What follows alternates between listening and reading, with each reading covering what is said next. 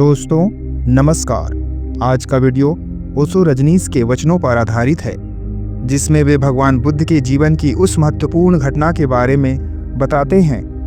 वे कहते हैं, बुद्ध ने अपना महल छोड़ दिया, परिवार छोड़ दिया, सुंदर पत्नी छोड़ दी, प्यारा सा पुत्र छोड़ दिया। जब बुद्ध से किसी ने पूछा कि क्यों अपना परिवार, महल सब छोड़ रहे हो, तो बुद्ध ने जवाब दिया, जहाँ कुछ भी स्थायी नहीं है वहाँ रहने का क्या प्रयोजन है।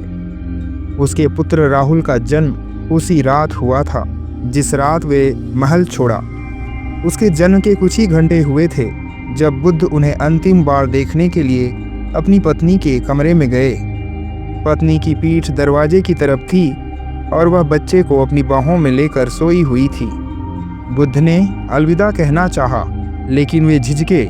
उन्होंने सोचा, क्या प्रयोजन है। एक क्षण उसके मन में यह विचार कौंधा कि बच्चे के जन्म के कुछ ही घंटे हुए हैं, मैं उसे अंतिम बार देख तो लूं। लेकिन उन्होंने फिर कहा, क्या प्रयोजन है, सब तो बदल रहा है। आज यह बच्चा पैदा हुआ है, कल वह मरेगा। एक दिन पहले वह नहीं था, अभी वह है, और एक दिन फिर नहीं होगा। तो क्या प्रयोजन है, सब कुछ तो बदल रहा है। और फिर बुद्ध मुड़े और विदा हो गए। जब किसी ने पूछा कि हे बुद्ध, आपने सब कुछ क्यों छोड़ दिया, तो बुद्ध ने कहा, मैं उसकी खोज में हूँ जो कभी नहीं बदलता, जो शाश्वत है।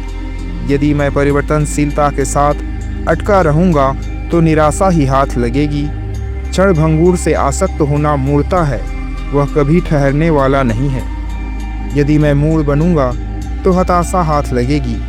मैं तो उसकी खोज में हूँ जो कभी नहीं बदलता है, जो नित्य है। अगर कुछ शाश्वत है तो ही जीवन में अर्थ है, जीवन में मूल्य है, अन्यथा सब व्यर्थ है। बुद्ध की समस्त देशना का आधार परिवर्तन था। बुद्ध का यह सूत्र कहता है, परिवर्तन के द्वारा परिवर्तन को विसर्जित करो। बुद्ध ने इतना कहा कि सब कुछ परिवर्तनशील है, इसे अनुभव करो और तब तुम्हें आसक्ति नहीं होगी। और जब आसक्ति नहीं रहेगी तो धीरे धीरे अनित्य को छोड़ते छोड़ते तुम अपने केंद्र पर पहुंच जाओगे। उस केंद्र पर आ जाओगे जो नित्य है, जो शाश्वत है। परिवर्तन को छोड़ते जाओ और तुम अपरिवर्तन के चक्र के केंद्र में पहुंच जाओगे। इसलिए बुद्ध ने चक्र को अपने धर्म का प्रतीक बनाया, क्योंकि चक्र चलता रहता है, लेकिन धुरी जिसके सहारे चक्र चलता है वह ठहरी रहती है, स्थायी है।